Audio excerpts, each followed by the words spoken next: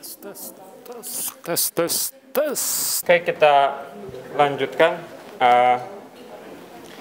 Kemarin kita sudah membahas tentang aritmetika modular dan teman Anda menunjukkan ke saya bahwa saya melakukan typo. Jadi pernyataannya harusnya kalau mod A kongruen B mod M, kemudian C kongruen D mod M, maka A tambah C kongruen dengan B tambah D. Kemarin saya di sininya A tambah B kalau nggak salah kesalahannya. Nah. Dan A kali C kongruen dengan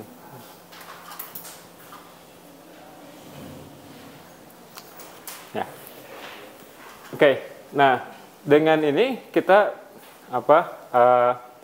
bisa menjawab soal keterbagian dengan menggunakan aritmetika modular ini. Contohnya misalkan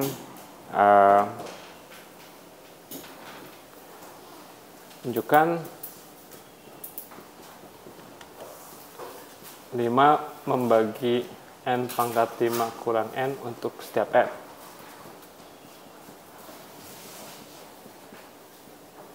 Ya. Betul nggak? 32, 30. Oke.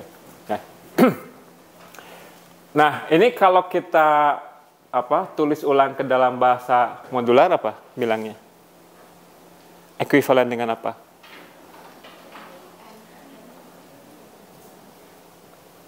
Lima membagi n pangkat 5 kurang n itu pernyataannya ekuivalen dengan n pangkat 5 kurang n ya sama dengan berapa? 0 ya mod 5. Oke. Nah, kemarin kita sudah melihat contoh bahwa kalau kita punya bilangan asli, kita bisa melihat sisa pembagiannya. Kita bisa membagi kasus dan melihat sisa pembagiannya. Waktu itu kita melihat kalau dibagi 3, sisa pembagiannya bisa 0, bisa 1, bisa 2. Ya.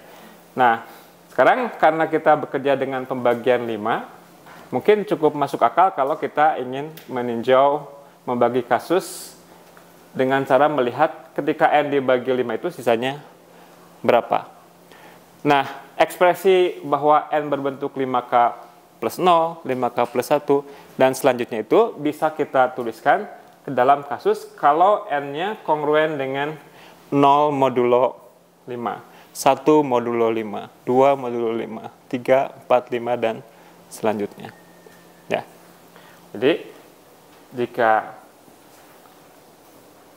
n 0 mod 5, ini betul-betul seperti kita melakukan aritmetika biasa aja. Jadi n pangkat 5 dikurangi n, ya sama aja dengan 0 pangkat 5 dikurangi 0 gitu. Jadinya 0 mod 5. Ya. Jika n sama dengan 1 mod 5, n pangkat 5 dikurangi n, 1 pangkat 5 dikurangi 1, 0 mod 5 juga. Ya. Karena ini 1 dikurangi 1 ya 0. Ya. Kemudian jika n sama dengan 2 mod 5, n kuadrat dikurangi n, n pangkat 5, sama dengan 2 pangkat 5 dikurangi n, 2. Ini adalah 30. Dan karena 30 habis dibagi dengan 5, jadinya ini berapa modulo 5? 30 kalau dibagi 5 sisanya berapa? 0. Jadi ini juga 0 gitu ya. Jika n sama dengan 3 ya. Nah, mungkin dalam beberapa situasi di mana ini angkanya terlalu besar gitu ya, kita bisa melihat ini katakanlah berapa? 9 kali 9 kali 3. Nah, sekarang 9 itu sama dengan min 1 mod 5. Ya.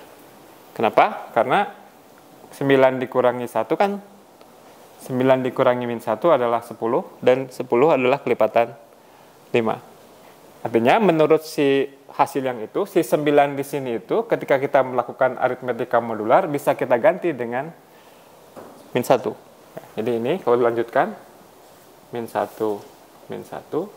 kali 3 kurang 3 0 gitu. Ya. Jika n sama dengan 4 mod 5, n kuadrat sama dengan, ya ini dikali dengan dirinya sendiri sama dengan 4 dikali dengan dirinya sendiri juga. Berarti ini sama dengan 16. Tapi 16 itu sisa pembagiannya dengan 5 berapa? 1. Oke. Sehingga si n pangkat 5 dikurangi n ini jadi n kuadrat misalkan kali n dikurangi n, ya. Atau kita mau faktorkan n-nya.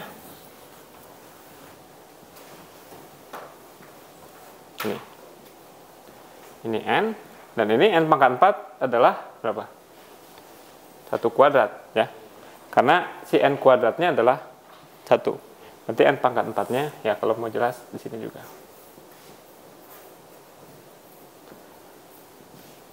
Ini sama dengan 0. Ya.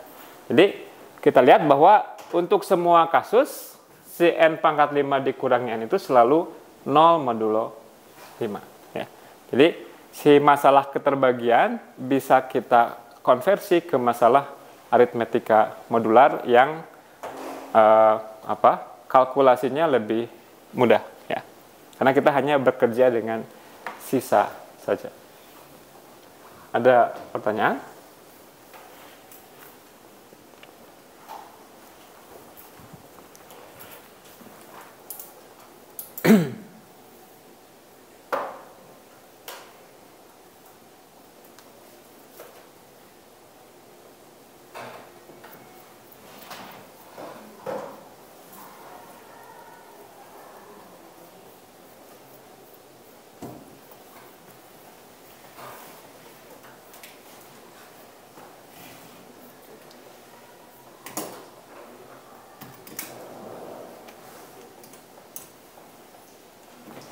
Tiga pangkat 302. Ini soal latihan di buku. Berapa sisa pembagian? Nah, kita ganti aja. 3 pangkat 2023 ketika dibagi 28.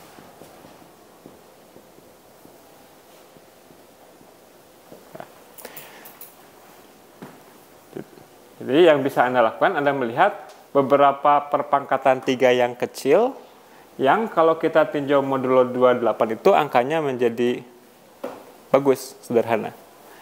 3 pangkat 1, 3 pangkat 2, 9, 3 pangkat 3, 27. Tapi 27 itu bisa kita lihat sebagai berapa? Kalau kita lihat modulo 28.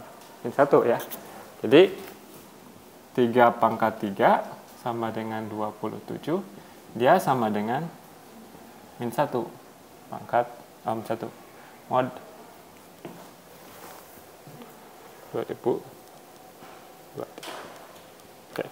Nah, berarti berikutnya kita ingin membagi ini dengan 3 ya, karena setiap kelipatan 3 dari 2023 itu dia nantinya jadi 3 pangkatnya jadi min 1. Oke, 2023 dibagi 3 berapa? 6, 18, 22, 7, 21, 13, 4, sisa 1. Ya. Jadi 3 pangkat 2023, 3 pangkat 3 kali 674 ditambah 1. Yang ini jadinya 3 pangkat 3 pangkat 604 dikali dengan 3 pangkat 1. Si 3 pangkat 3-nya bisa kita gantikan dengan min 1.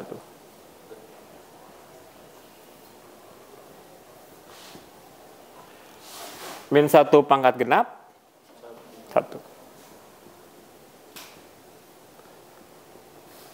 Jadi hasil pembagian ini dengan 28 adalah 3.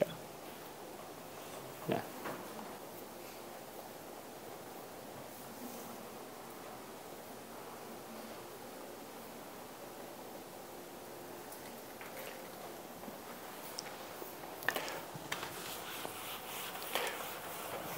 Ya. Sorry. 28. Terima kasih.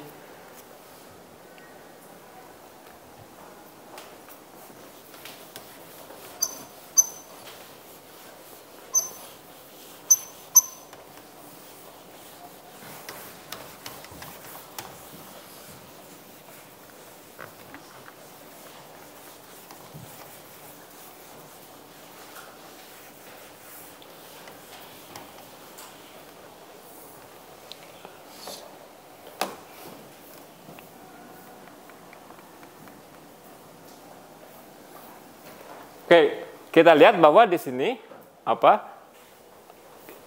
ketika kita melakukan aritmetika modular, dia bisa sangat sederhana kalau kita mengetahui ada perpangkatan yang hasilnya bagus. Bagus dalam artian di sini mungkin hasilnya min 1 atau 1. Ya, kalau 1 ya, jadi dari sini kita tahu bahwa 3 pangkat 3 dikalikan dengan 3 pangkat 3 atau 3 pangkat 6 sama dengan 1. Ya. Oke, kalau saja kita bisa mengetahui perpangkatan yang seperti apa yang menghasilkan satu modulo M, maka itu akan banyak menyederhanakan semua persoalan yang semacam ini. Nah, ada teorema Fermat. Teorema Fermat kecil yang bilang jika P'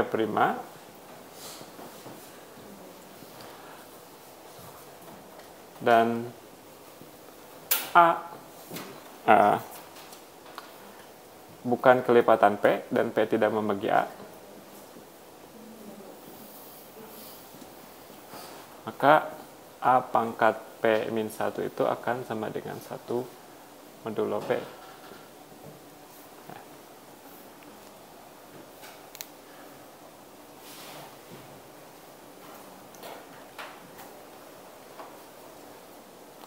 Atau sementara ininya saya ganti dengan ini aja.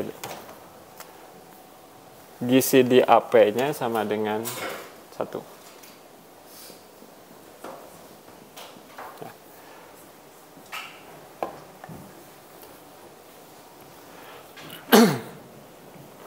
Oke, contohnya misalkan penerapan ini gimana?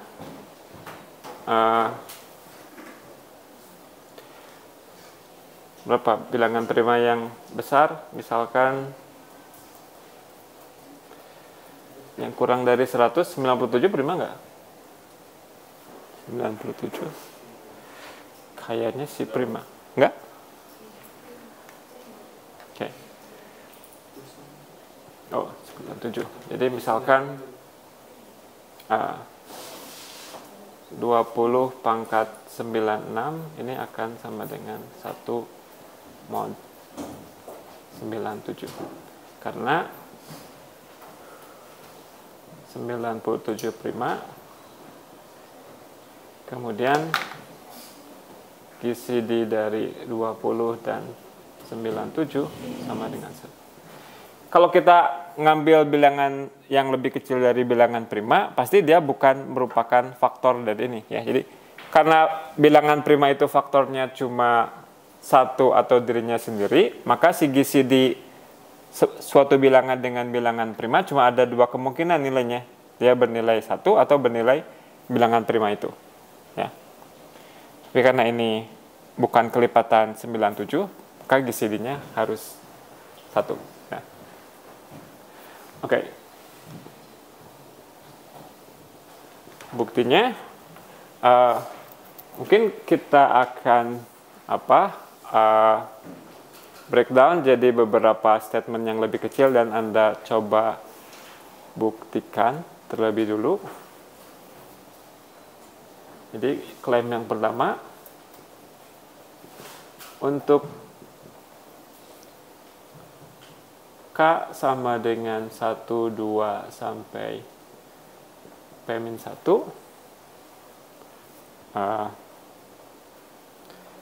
saya mau bilang apa?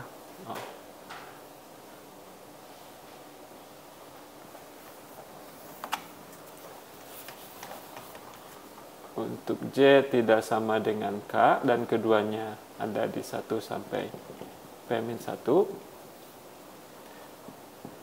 JA tidak sama dengan KA mod P.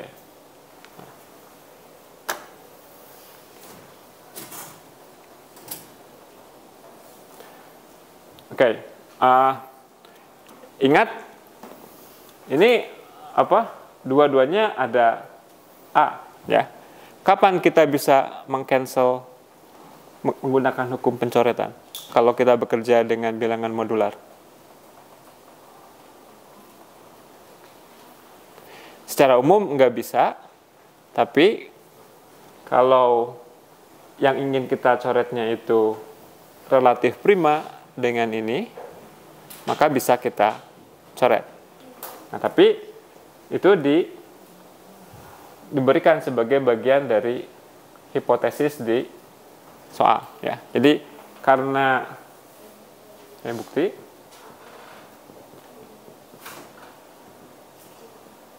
karena A dengan P itu relatif prima,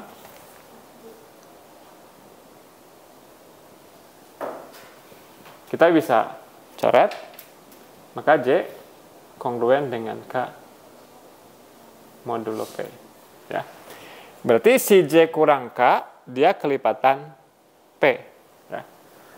J kurang K kelipatan P. Oke. Kelipatan P yang mana yang mungkin kalau J dan K-nya ada di antara ini? Sebesar-besarnya yang bisa kita dapatkan dari nilai J min K berapa?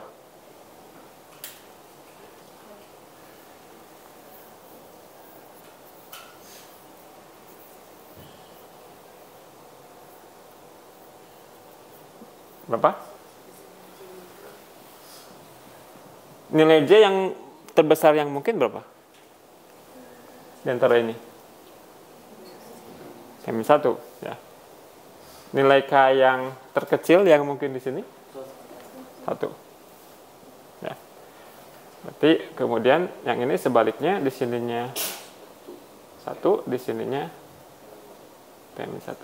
Jadi J min K terletak di antara P-2 dan min P-2. Kelipatan P yang mana yang terletak di antara min P-2 dan P-2? Kelipatan P itu adalah 1 kali P, 2 kali P, 3 kali P, 0 kali P, negatif 1 kali P, negatif 2 kali P. Berapa kali P yang letaknya ada di sini dan di sini? Kalau Anda gambar, sini ada 0P, kemudian 1P, kemudian min 1P. Si J min K itu terletak di, ini min P min 2-nya ada di sini. P min 2-nya ada di sini. Ya. Kelipatan P yang mana yang terletak di sini? Berapa? Cuma ini aja kan? Ya, berarti si J min K-nya harus 0. Ya.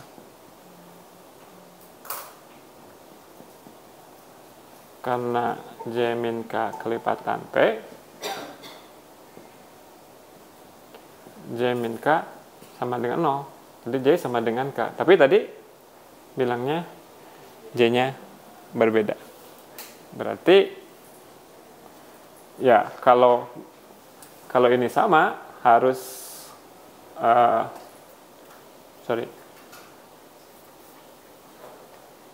Maaf. Harusnya gini. Ya. Oke. CA-nya tidak sama dengan KA. Ya.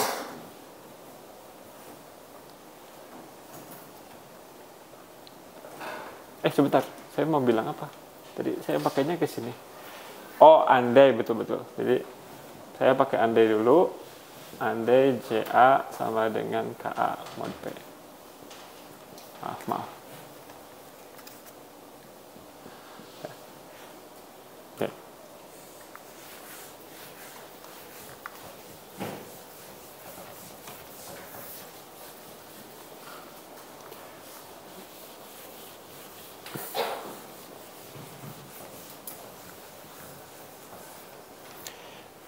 Oke, sekarang berarti kalau kita tinjau semua kelipatan A dengan 1 sampai P-1 pelipatnya, jadi tinjau 1A, 2A, 3A, sampai P-1A. Oke. Yang barusan ini bilang bahwa ekspresi yang seperti ini itu, sisa pembagian dengan P-nya akan selalu berbeda-beda semuanya. Ya. Di sini kita punya P-1 buah bilangan, dan semua sisanya berbeda semuanya ketika dibagi dengan P. Berapa aja sisanya di sini?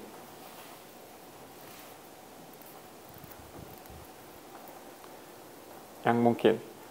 Mungkin nggak di sini ada yang sisanya 0?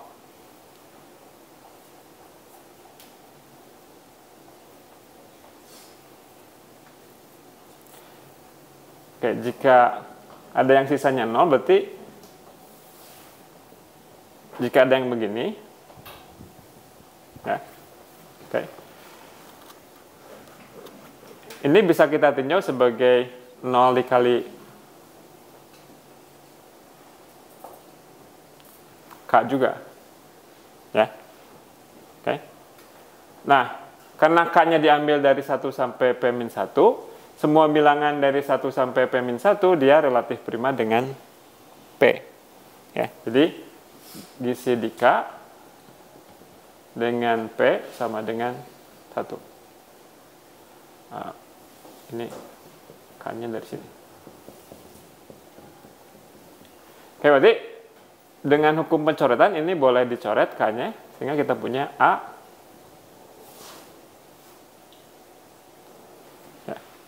Jadi, P kelipatan A. Betul nggak dengan informasi yang kita miliki di awal? Tadi A katanya apa? Dengan P itu dia relatif prima. Ya, tapi ini bilangnya si A punya faktor P. Ya. Kan apa? Relatif prima itu artinya faktor bersamanya hanyalah satu saja. Kalau ternyata si A-nya itu punya faktor P juga, berarti ya gisi-gisinya nggak satu. Ya. Jadi ini kontradiksi. Ya.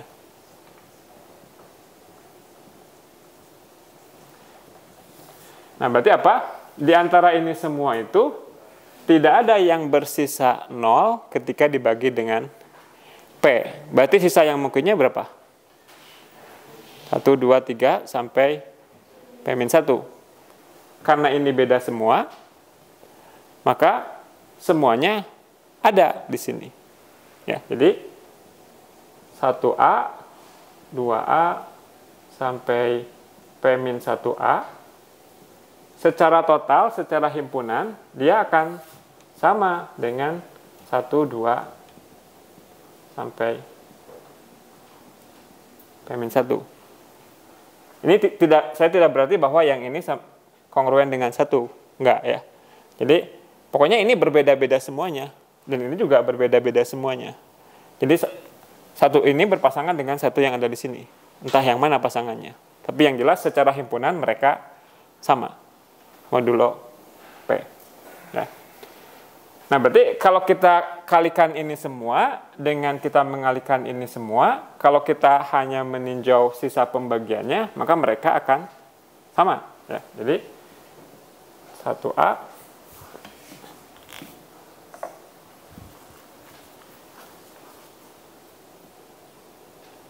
dikali 2A bla bla bla sampai P-1A.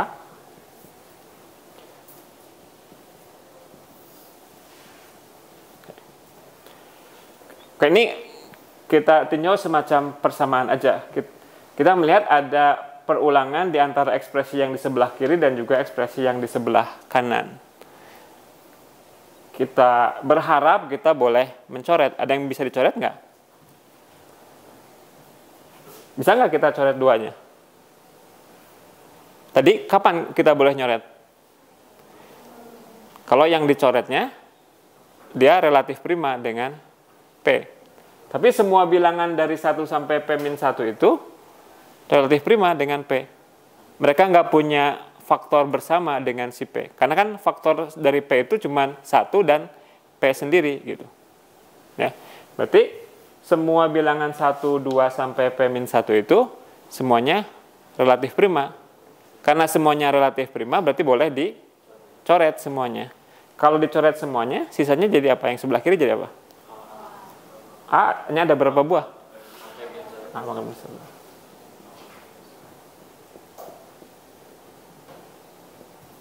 Ya.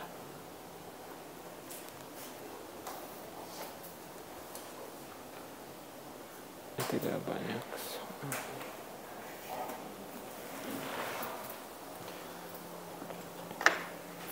Oke, kita lihat contoh. Anda bisa ya.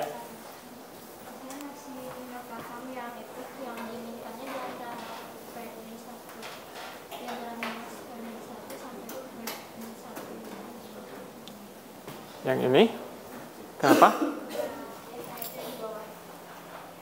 Yang ini? Oke, jadi kita punya sebuah bilangan di antara min P min 2 dan P min 2. Dan si bilangan itu kelipatan P. Gitu. Ya, padahal kalau dia nggak 0, kelipatan P yang nggak 0 itu adalah P, 2P, 3P. Atau min P, min 2P, min 3P. Tapi si bilangan itu ada di antara ini, di tengah ini. Gitu. Kelipatan P yang mana yang di antara min P dan P?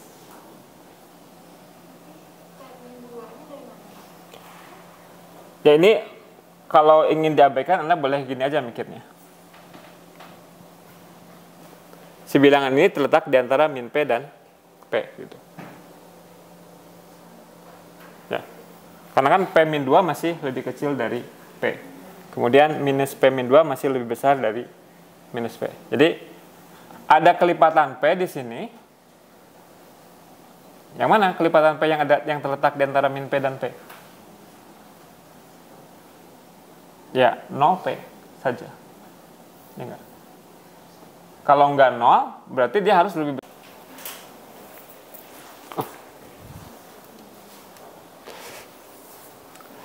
Ada pertanyaan lain?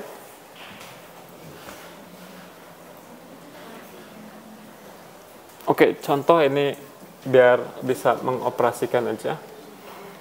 Misalkan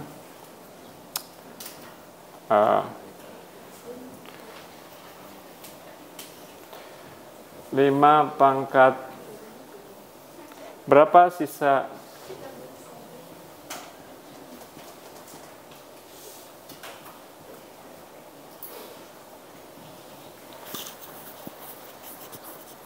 nanti terlalu besar, nggak apa-apa lah, nekat saja. Soal adalah soal kan, ketika dibagi 19. Ya.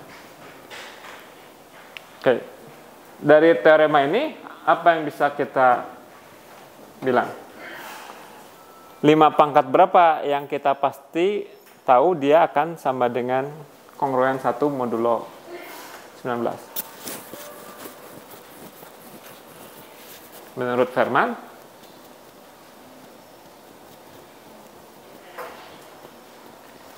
lima pangkat ini adalah si primanya. 5 pangkat berapa jadinya? 5 pangkat 18 dia sama dengan 1. Ketika dibagi 19, si bilangan ini sisanya akan 1. Jadi kita Anda pakai algoritma Euclid dulu untuk membagi 2023 dengan 18. Sehingga nanti ada sisanya. Ya, coba dulu. Gimana?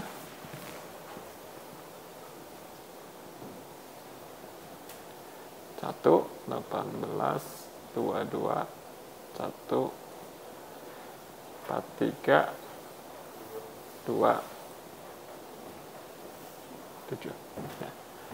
Oke, coba Anda manfaatkan informasi ini untuk bisa lebih menyederhanakan si 5 pangkat 2023 tersebut. Nah, pertanyaan sebelum kita lanjut ke bab berikutnya. Ya, Anda kalau ingin berlatih, ya bikin soal aja sendiri gitu. Nanti pakai Wolfram untuk ngeceknya, betul nggak hasil akhirnya.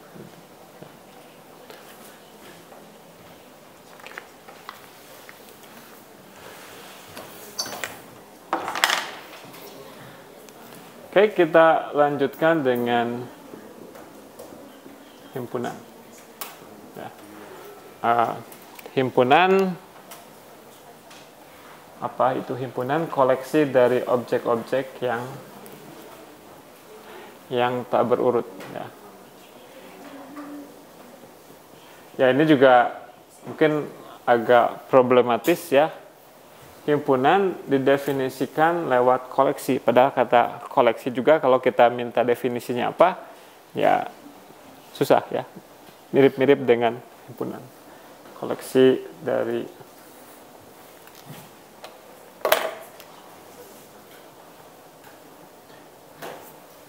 objek-objek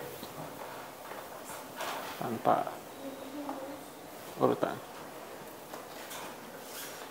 Jadi pada himpunan kita nggak peduli yang mana yang objek pertama, kedua, dan selanjutnya. Kita hanya melihatnya sebagai keseluruhan. Dia sebagai apa yang ada di dalam kantong. Ya. Jadi himpunan itu kantong dan isinya. Isinya apa? Nah, bagaimana caranya kita mengkonstruksi himpunan?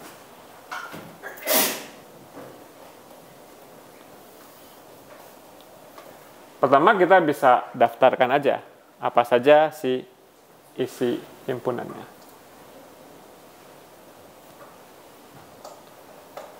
Misalkan himpunan A, B, C, D. Ya.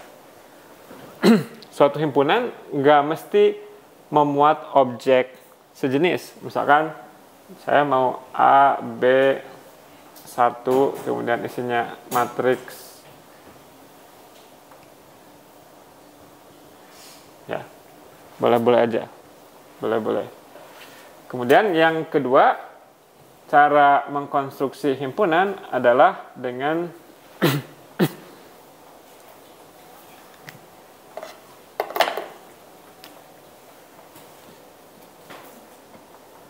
mendeskripsikan sifat keanggotaannya.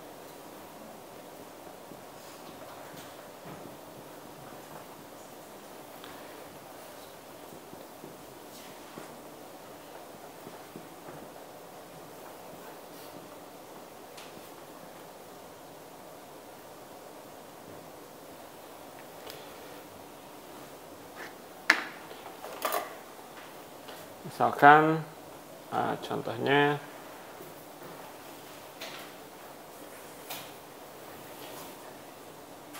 N dengan N-nya asli dan N kurang dari 2023 misalkan. Ya. Jadi himpunan ini isinya adalah semua bilangan asli yang kurang dari 2023. Jadi sifat inilah yang menentukan apakah suatu bilangan asli itu masuk ke himpunan ini atau tidak. Jadi setiap ada orang yang menanyakan misalkan apakah bilangan ini apakah objek ini merupakan unsur di himpunan, kita cek apakah dia memenuhi deskripsi keanggotaannya. Apakah dia asli? Kalau udah asli betul, cek lagi apakah kurang dari 2023.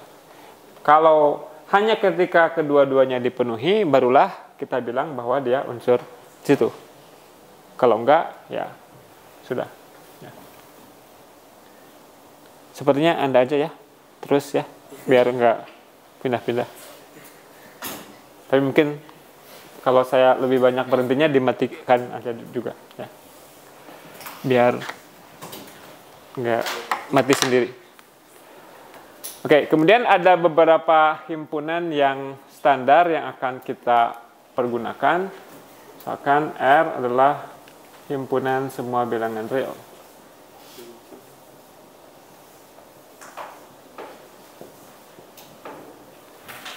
Meskipun sebetulnya kalau kita ingin menanyakan lebih jauh, bilangan real itu apa? Gitu.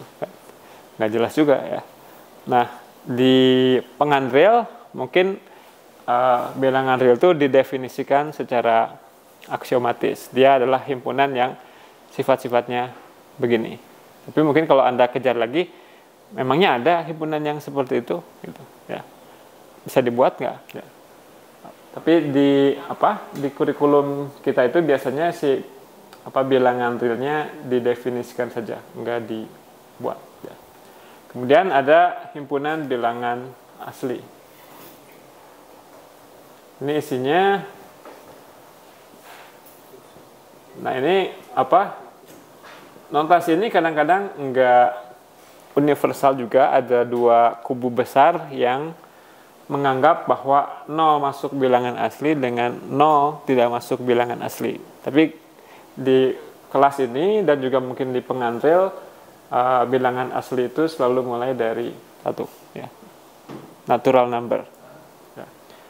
Tapi misalkan di computer science yang ketika iterasinya mulai dari iterasi ke 0, biasanya lebih disukai bahwa 0 juga masuk ke bilangan asli. Biasanya di Eropa Timur itu 0 masuk bilangan asli. Ya. Tapi kita akan menggunakan ini. Kemudian ada bilangan bulat, Z. Dia isinya semua bilangan asli, 0 dan negatif dari bilangan asli.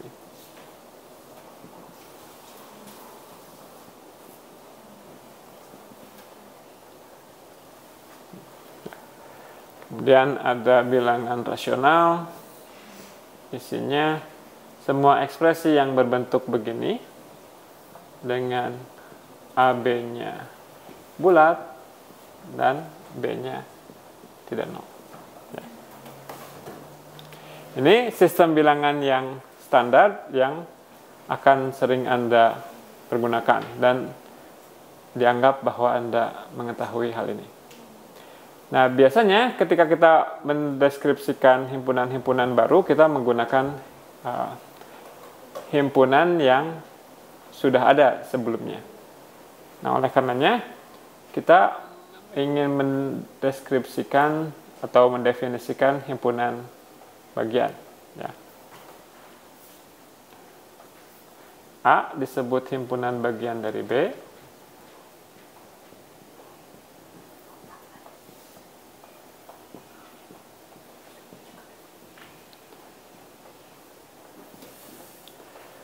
Ditulis A ini jika setiap unsur di A merupakan unsur di B.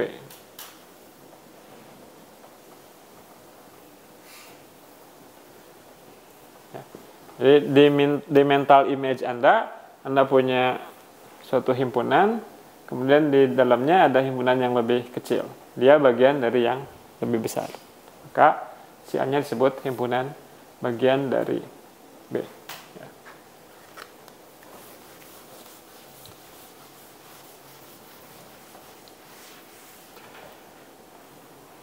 Kemudian kita tulis A begini, jika A-nya himpunan bagian dari B, tapi A-nya berbeda dari B. Jadi ini betul-betul lebih kecil dari B. Ya, bagian sejatinya dari B. bukan seluruh B itu sendiri.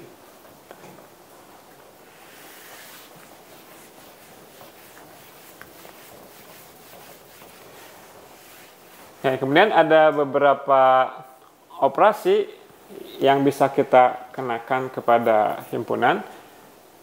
Dengan operasi ini, dan kita melakukan operasi ini kepada sebuah himpunan, kepada beberapa himpunan, kita bisa mempunyai himpunan-himpunan yang baru. Ya. Misalkan irisan dan gabungan.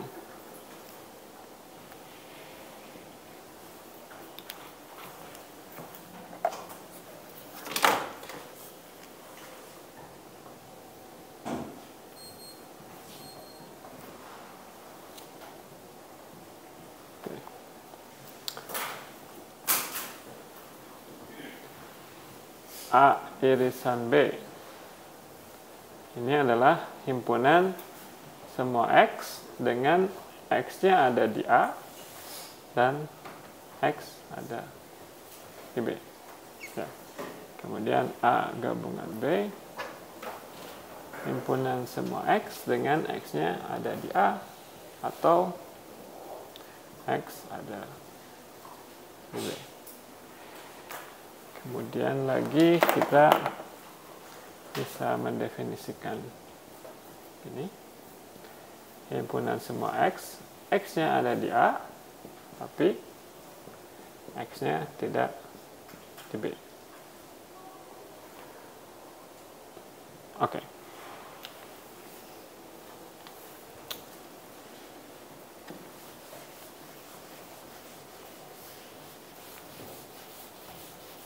Oh, tadi terlewat bahwa sebuah himpunan boleh tidak memiliki anggota.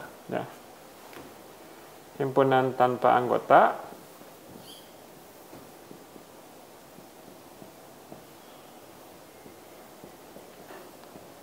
ditulis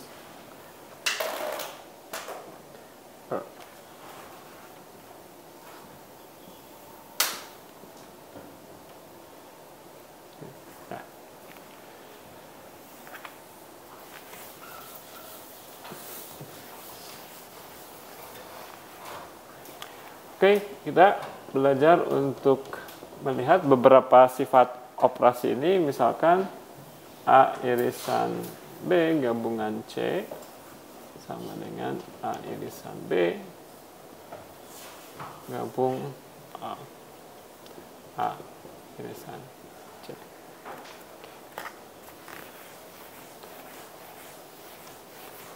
Oke. Untuk menunjukkan bahwa dua himpunan itu sama, jadi A sama dengan B, jika dan hanya jika A termuat di B dan B termuat di A. Ini mirip dengan situasi untuk ketaksamaan ya. Jadi kalau A lebih kecil sama dengan B dan B lebih kecil sama dengan A, A-nya akan sama dengan B. Ini juga serupa seperti itu.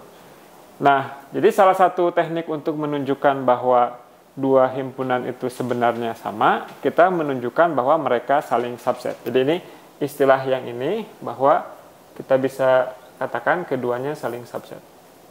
Yang satu termuat di yang lain, dan begitu juga sebaliknya.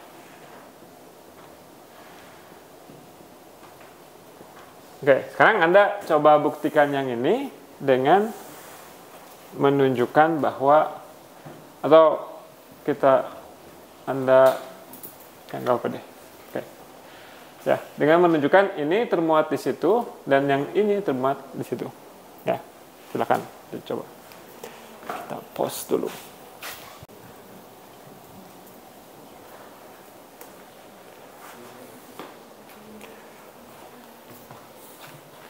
Template-nya gimana? Kan untuk menunjukkan atau arti dari suatu himpunan subset, himpunan bagian dan himpunan bagian yang lain adalah, tadi definisinya adalah setiap unsur di sini merupakan unsur di sana. Jadi yang perlu kita lakukan, Anda ngambil sembarang unsur dari kantong ini, gitu, merem, gitu, ambil yang mana aja.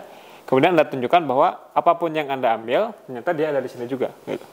Berarti ini adalah bagiannya dari yang ini. Ya. Ambil X di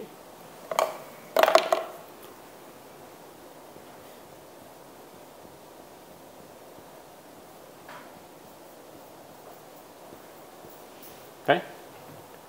Nah, kita ambil di sini, kemudian tujuan akhirnya adalah X ada di sini.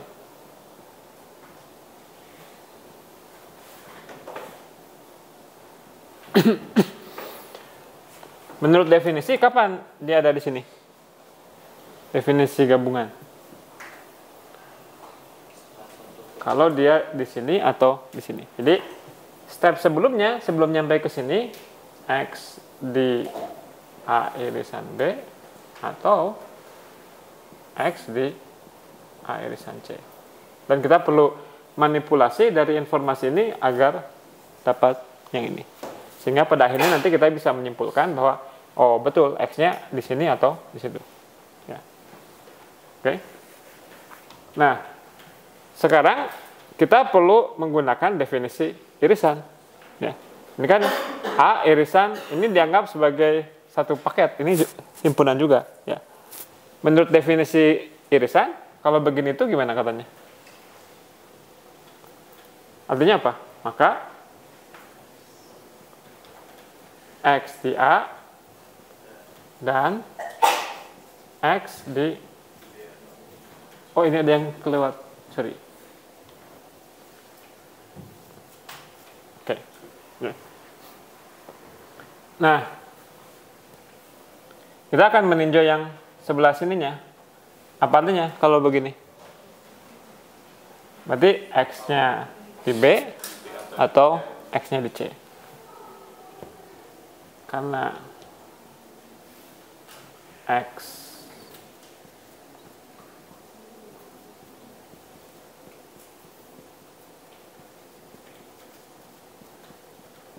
Oke.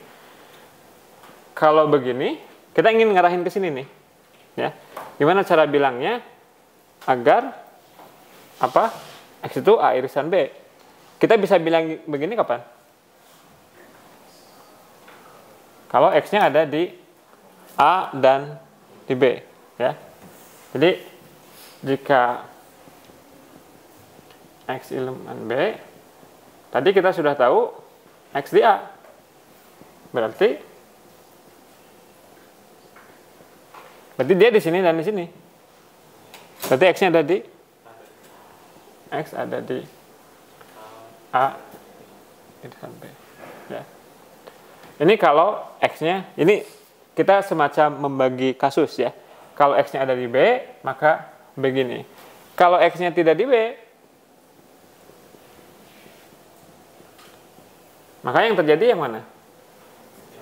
Di C, ya. Tapi X elemen A tadi.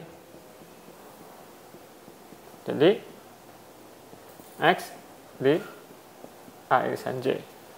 Ya. Karena ini adalah dua kasus yang terpisah, berarti kita punya begini atau begini. Ya.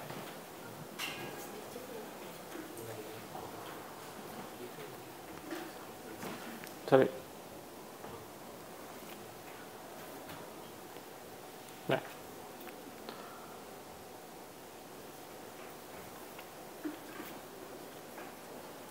Nah, kadang-kadang kalau Anda baca buku Andrel gitu,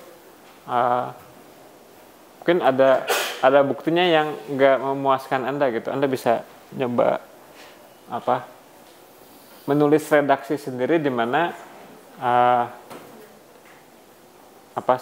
setiap kalimatnya Anda merasa lebih yakin gitu. Ya, Anda boleh aja juga ini merasa Anda ini kayaknya kok begini gitu misalkan, ya boleh saja Anda pertanyakan, ya. Nah, tapi di lain sisi ketika Anda menulis, Anda mengantisipasi kemungkinan keberatan dari pembaca Anda gitu. Ya.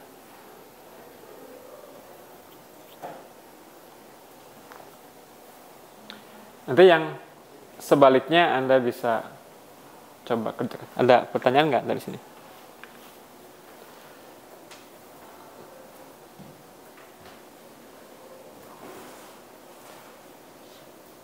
Ya, mungkin kita simpulkan dengan demikian. Jadi karena kita ngambil sembarang di sini, ternyata di sini, berarti dia termuat di situ.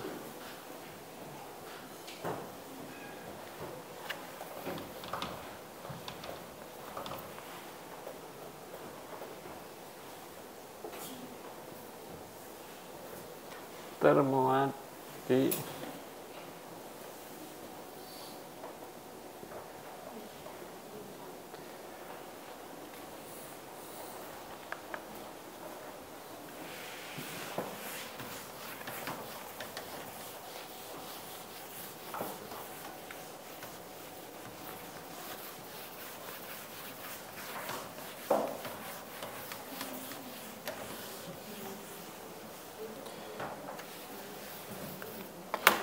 Oke. Nah, ketika Anda punya objek matematika yang baru, ya bagusnya Anda mengeksplorasi sendiri tentang sifat-sifat objek tersebut. Nggak harus kita ngikutin semua apa yang ada di buku. Jadi misalkan, ya Anda coba menanyakan banyak hal. Katakanlah misalkan jika A irisan B sama dengan A irisan C, haruskah B sama dengan C?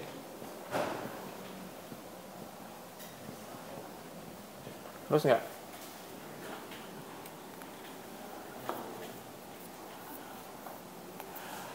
Kalau Anda ingin menjawab ya, Anda perlu tunjukkan bahwa B sama dengan C.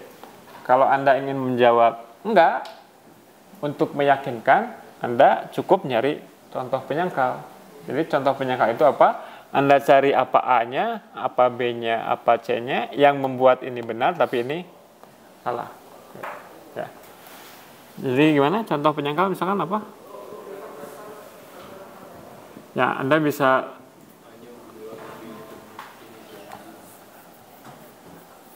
misalkan, ya kita cari yang seminimal mungkin gitu misalkan. Ini mungkin nggak minimal juga, tapi kita cari pokoknya ini yang irisannya 2 gitu. Nyari yang irisannya 2 lagi, ya 24 gitu misalkan. Ya. Ini A irisan B sama dengan himpunan yang isinya 2 saja. Dan ini sama dengan A irisan C. Tapi B-nya tidak sama dengan C. Ya.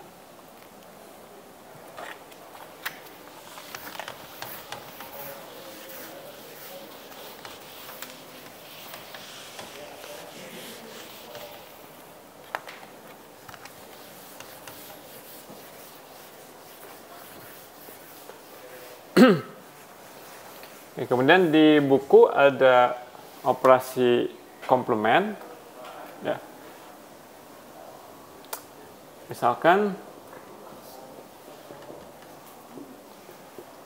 AB ini subset dari U, dengan U-nya himpunan universal yang memuat A dan B, ya.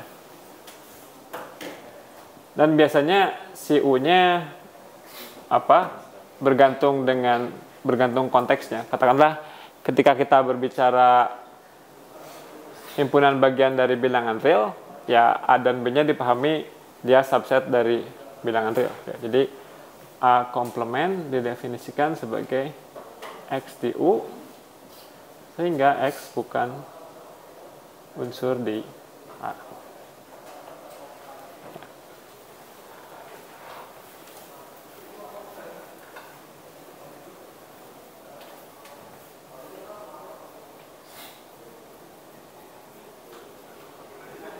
Oke. Hukum De Morgan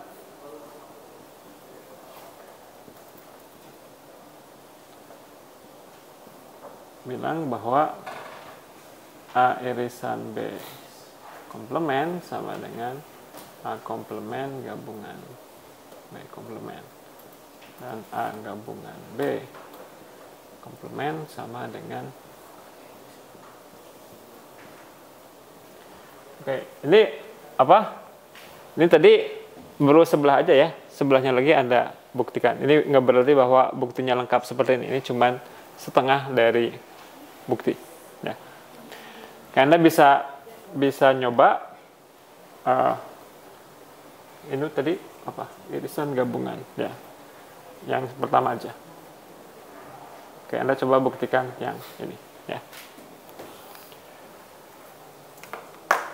Serupa dengan membuktikan keduanya saling subset. Yang ini subset dari ini, dan yang ini subset dari itu. Nah. Oke, di pause aja dulu.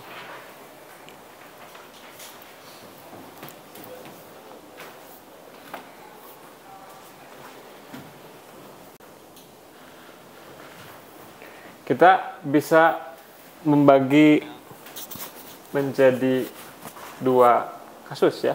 Jadi kasus kan kalau kita bagi kasus itu, kita boleh bagi kasusnya seperti ya suka-suka kita, yang penting kasusnya lengkap ya.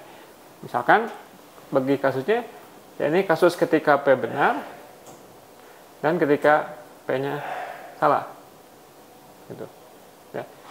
Ini kan sudah meliputi semuanya, karena setiap pernyataan ya cuma ada dua kemungkinan, pernyataan matematika ya, cuma benar atau salah. Jadi kalau kita meninjau dua kasus seperti ini, P benar atau P salah, kita sudah meninjau semua kemungkinan P. Gitu, ya. Nah sekarang, kalau P-nya benar, kalimat ini benar nggak? Kapan kalimat ini benar? Kalau setidaknya salah satunya benar. Ya, tapi kalau P-nya benar, berarti yang bagian ini udah benar. Ya, berarti kalau P-nya benar, ya selesai. Ya. Selesai dalam artian kalimat ini benar. Ya. Nah, sekarang kalau P-nya salah, apa yang harus kita tunjukkan agar pernyataan ini benar? Q-nya benar. Ya.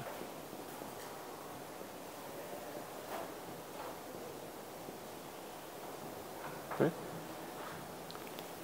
Sekarang kalau kita terapkan di situ,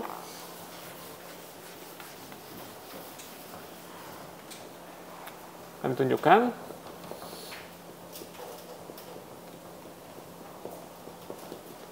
bahwa A irisan B komplement termuat di A komplement gabung B komplement. Ya, kita menggunakan apa?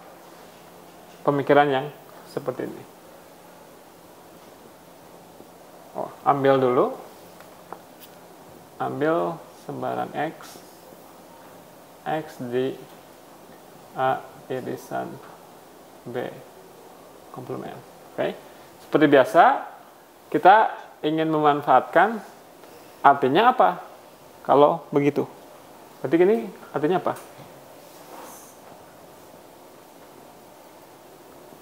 X bukan unsur di A irisan B. Oke.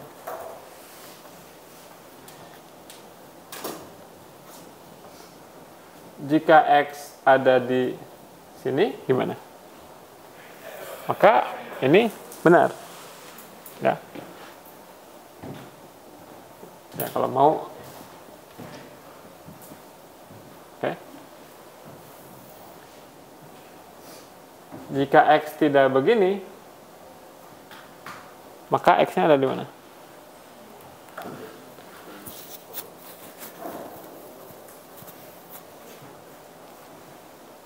Maka X ada di A. Oke.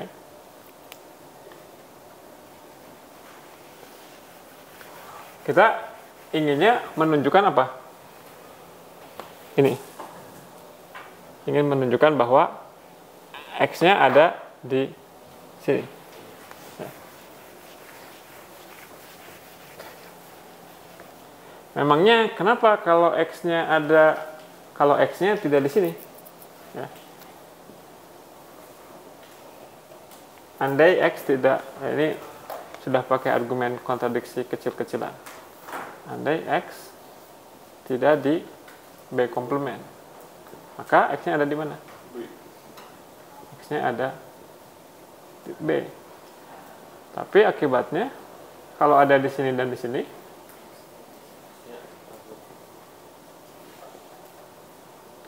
X ada di A irisan B.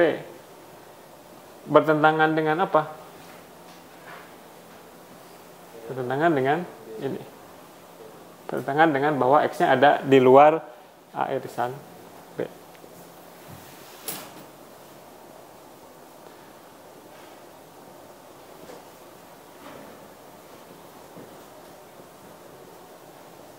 Berarti yang mana yang salahnya sehingga terjadi kontradiksi seperti ini? Yang salahnya adalah pengandaian bahwa X-nya bukan di B komplement. Oke. Jadi apapun yang terjadi, ketika kita ngambil X-nya ada di sini, ternyata ini nggak terlalu diperlukan, ya. Nah, kita boleh hapus saja. Ketika kita ngambil X-nya di sini, maka X-nya pasti ada di A komplement atau ada di B komplement.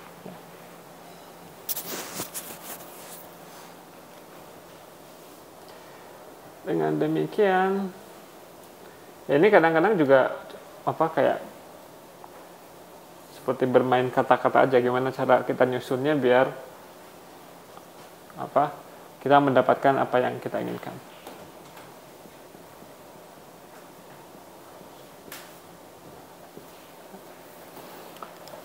Oke, sebelahnya lagi nanti Anda bisa coba yang satunya lagi juga.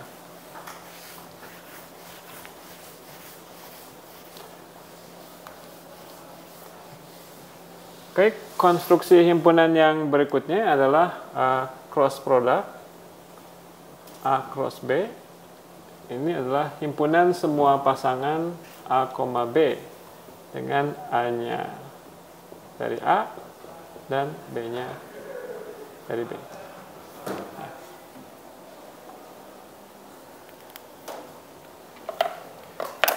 Contohnya,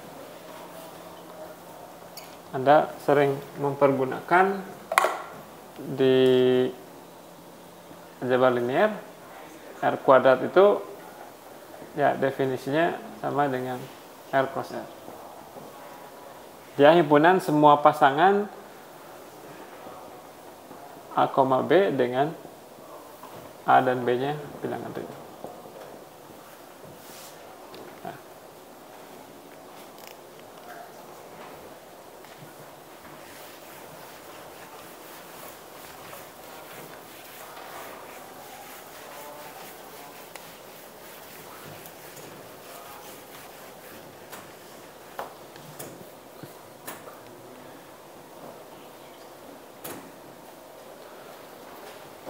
Oke. A cross himpunan kosong. Apakah himpunan kosong?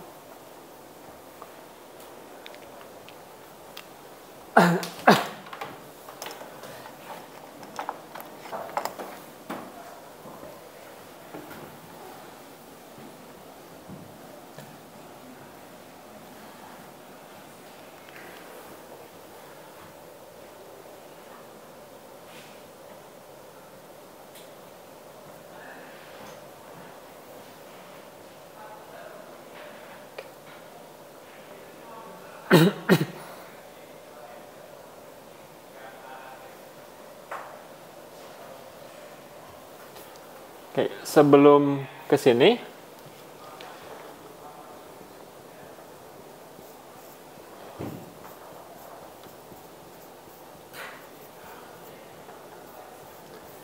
ini ya mungkin ini sudah bagian dari pengetahuan Anda bahwa himpunan kosong itu adalah himpunan bagian dari himpunan apapun, ya. Tapi apakah dia memenuhi definisi himpunan bagian nggak? Normalnya himpunan bagian itu gimana? Kalau kita bilang A himpunan bagian dari B, kapan dia terjadi? Kalau kita ngambil sembarang unsur di A, dan kita tunjukkan dia ada di B, maka ini benar. Ya. Nah, yang ini masalahnya gimana? Kita nggak bisa ngambil unsur di sini, karena dia nggak punya unsur. Ya. Tapi kalau demikian, mengapa pernyataannya jadi benar?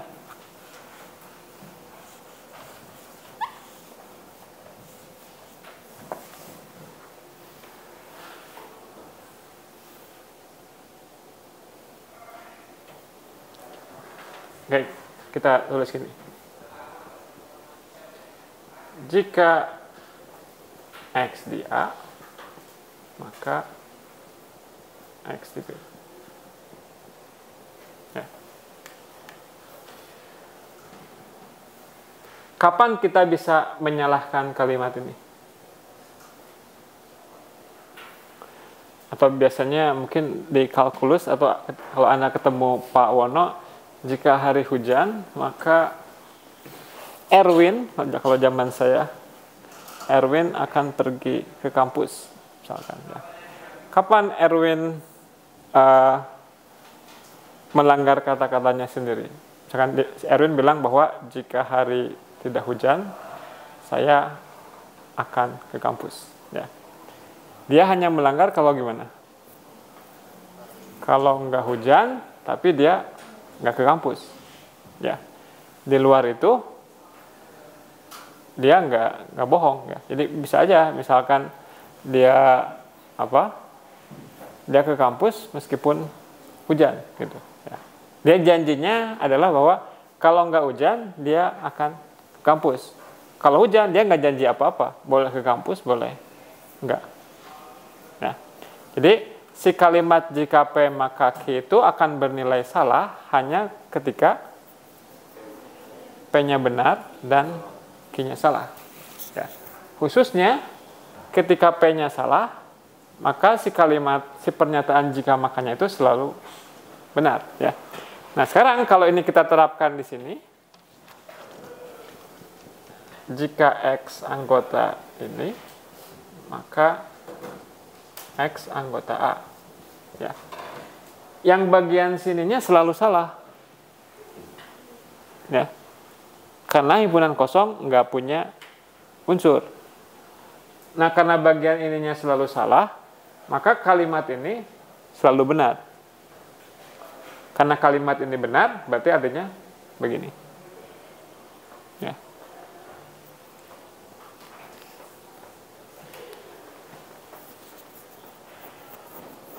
Oke, jadi setidaknya dari sini kita tahu yang ini himpunan bagian dari yang sana.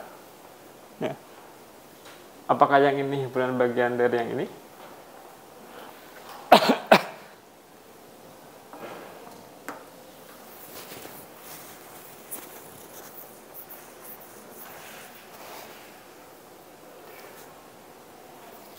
Ya, kalau kita mau mencoba buat set construction dengan menggunakan definisi ini, isinya apa ini?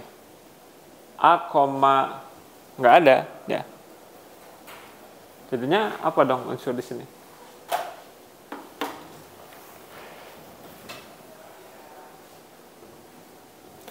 Ya, mungkin kalau ingin meyakinkan harus pakai kontradiksi kali ya.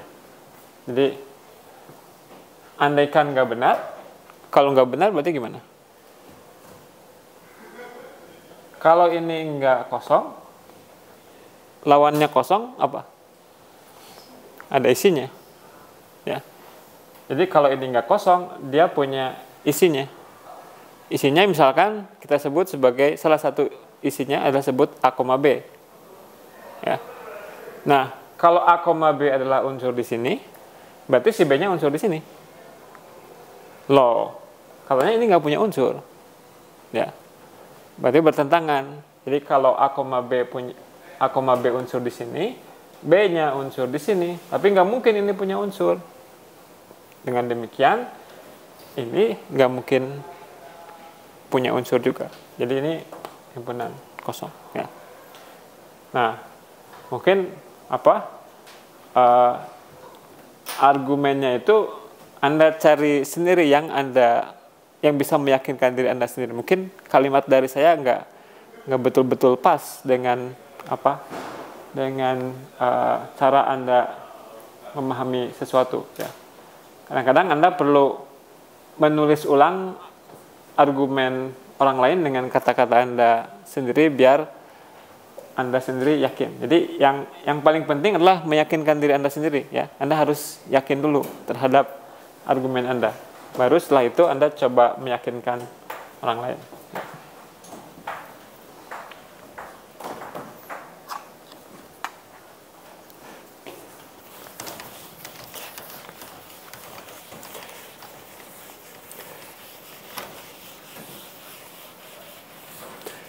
Oke, kemudian kita ada notasi himpunan kuasa power set diberikan himpunan A.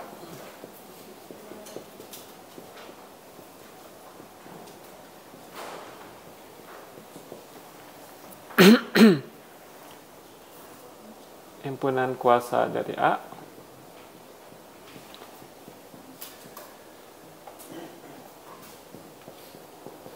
ditulis PA berisi koleksi semua himpunan bagian dari A.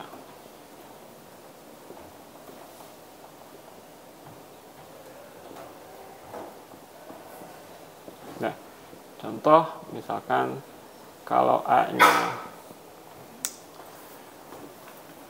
A-nya himpunan kosong, PA-nya apa?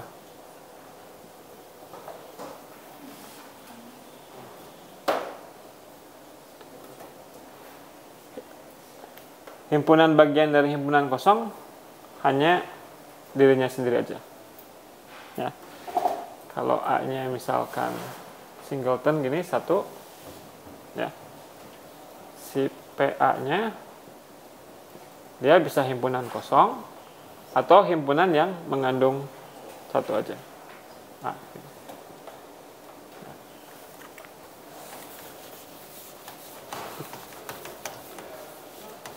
kalau misalkan A-nya sama dengan 1, 2, PA-nya kita daftarkan himpunan bagian dari A yang tidak punya anggota, himpunan bagian dari A yang punya satu anggota, dan himpunan bagian dari A yang punya 2 anggota. Oke.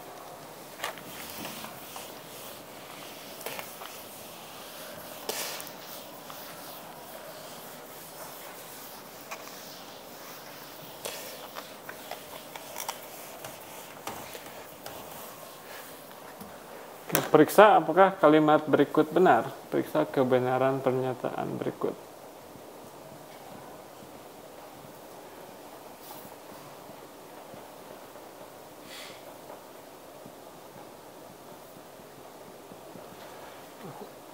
Satu, jika A termuat di B, maka himpunan kuasa A termuat di himpunan kuasa B.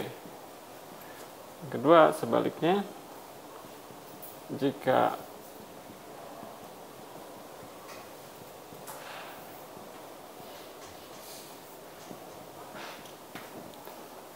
Anda coba yang 2.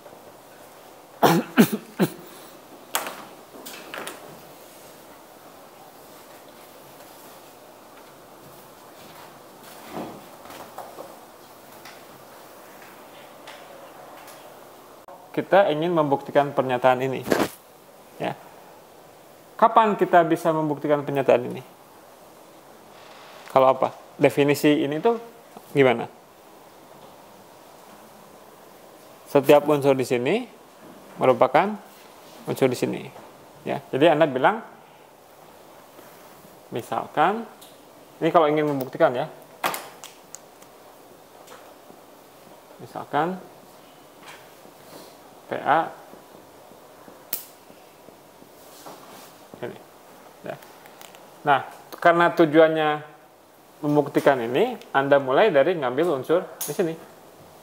Ambil X di A. Ya. Kemudian Anda pakai argumen, sampai akhirnya Anda bisa bilang X-nya ada di B. Ya.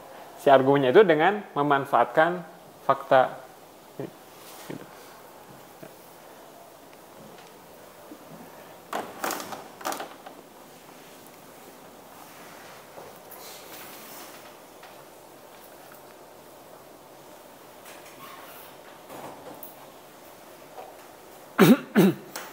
Oke, waktunya sudah habis. Kita coba aja.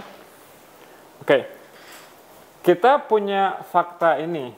Gimana caranya agar kita bisa menggunakan informasi ini? Si PA ini objeknya isinya berbentuk apa? Dia isinya himpunan bagian. Ya. Sedangkan yang ini adalah unsur. Bisa nggak kita menciptakan himpunan bagian dari unsur ini? Himpunan bagian dari A. Gimana?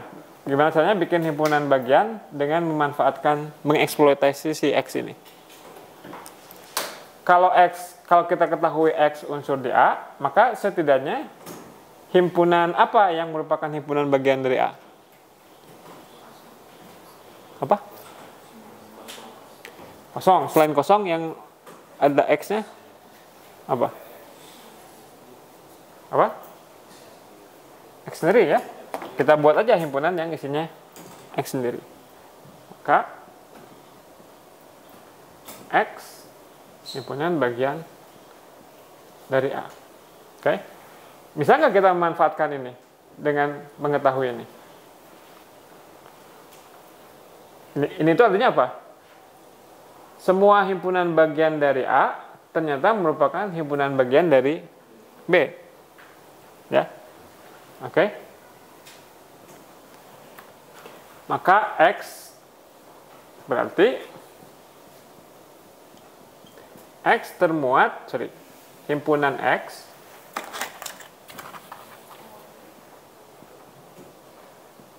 dia unsurnya dari ini. Ya. Tapi si ini dia himpunan bagian dari sini. Ya. Nah, sekarang dari fakta bahwa X ini himpunan bagian, unsurnya dari sini, apa yang bisa kita simpulkan tentang X?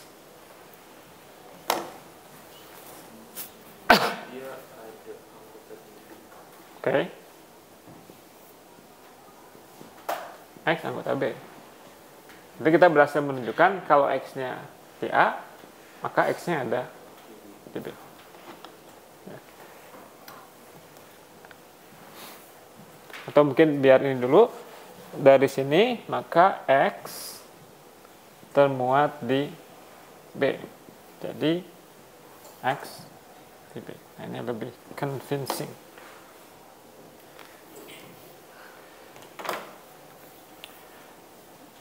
Oke, nah ini yang menarik tentang himpunan kuasa ini, nanti Anda mungkin di penganril akan belajar tentang kardinalitas. Kardinalitas adalah perumuman dari konsep banyaknya unsur. Ya. Jadi kalau kita punya himpunan dengan 5 unsur, kardinalitasnya 5. Nah, kalau tak berhingga, gimana kardinalitasnya? Maka si kardinalitasnya itu kita tidak mengkuantifikasinya dengan bilangan, tapi kita akan bilang himpunan yang mana saja yang kardinalitasnya sama. Untuk bilang bahwa dua himpunan kardinalitasnya sama, kita cukup memasangkan setiap unsur di himpunan pertama dengan unsur di himpunan yang kedua. Kalau mereka tepat mendapat satu pasangan untuk setiap unsurnya, maka kita bilang bahwa dua himpunan tersebut mempunyai kardinalitas yang sama. Jadi misalkan, meskipun secara kasat mata bilangan asli itu lebih sedikit dari bilangan bulat, ya, jadi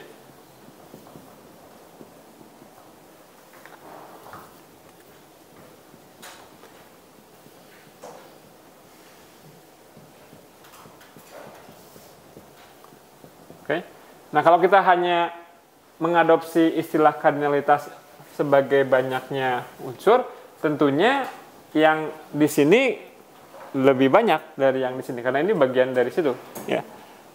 Tapi konsep kardinalitas nggak menghitung banyaknya bilangan, tapi kita bisa bilang bahwa dua himpunan itu berkardinalitas sama kalau kita bisa tepat memasangkan setiap unsur di himpunan pertama dengan unsur di himpunan yang kedua. Misalkan saya pasangkan gini, ini dengan ini dengan ini, terus aja bergantian gitu, ya. Maka semuanya akan mendapat pasangan. Gitu. Jadi bisa dengan analogi untuk mengatakan bahwa banyaknya penumpang dengan banyaknya kursi di bus sama banyak, gimana caranya? Suruh semua penumpang duduk. Kalau setiap penumpang punya kursi, dan setiap kursi hanya ditempati oleh satu penumpang, berarti banyaknya kursi dan banyaknya penumpang sama. Begitu juga di sini, untuk menunjukkan bahwa kardinalitas dari dua himpunan itu sama, kita pasangkan aja satu sama lain. Kalau setiap bilangan punya pasangannya, dan nggak ada yang punya pasangan lebih dari satu, berarti match. Mereka sama banyak. Ya. Jadi, meskipun aneh, bilangan, jadi ini kardinalitas, notasinya gini, ya. Nanti di Unreal Anda bisa lihat bahwa kardinalitas dari Z akan sama dengan kardinalitas dari M, sama dengan kardinalitas dari bilangan rasional, ya. Jadi Anda bisa memasang-masangkan bilangan rasional dengan bilangan asli, sehingga satu bilangan rasional tepat berpasangan dengan satu bilangan asli dengan suatu cara tertentu. Nah, pertanyaan berikutnya yang alamnya adalah gimana dengan kardinalitas dari R? Ya. Nah, kantor dengan argumen yang cerdik bisa menunjukkan bahwa kardinalitas dari R itu lebih besar dari ini. Ya. Jadi, unsur di sini dengan unsur di sini nggak mungkin dipasangkan tepat satu demi satu. Gitu. Ya. Nah, terkait dengan ini, terkait dengan power set, mungkin ketika kita SMA, ya kita cuma menggolongkan semua himpunan Z, N, Q, R itu sebagai himpunan yang banyak unsurnya tak berhingga. Ya, tapi di sini kita melihat contoh bahwa ternyata ketaberhingga itu ada levelnya juga. Ya, si ketaberhinggaan N ini lebih kecil dibanding dengan ketaberhinggaan bilangan real, ya. Nah, yang lebih luar biasa bisa ditunjukkan bahwa untuk himpunan apa saja, kardinalitas dari A selalu lebih kecil dari kardinalitas dari himpunan kuasanya. Gitu. Nah, sekarang kita bisa buat lagi himpunan kuasa dari dia. Maka Anda bisa melakukan ini tanpa pernah berhenti. Jadi artinya kalau misalkan A-nya kita gantikan dengan bilangan asli, katakanlah ini semua tak berhingga banyaknya, tapi satu sama lain berbeda. Ada level dari ketaberhinggaan. Jadi ada tak berhingga banyaknya level ketaberhinggaan juga. Ya. Oke, mungkin nanti di Unreal Anda akan lihat, tapi kayaknya mungkin nggak nyampe. Tapi ini yang begini-begini ini ya aneh, dan di awal-awal karena aneh inilah teori himpunan itu di awal-awal banyak yang yang menolak ya, para matematikawan itu menolak teori himpunan karena banyak menghasilkan sesuatu yang aneh, yang nggak sesuai dengan intuisi. Ya. Oke, mungkin begitu. Kita akan ketemu lagi hari Kamis.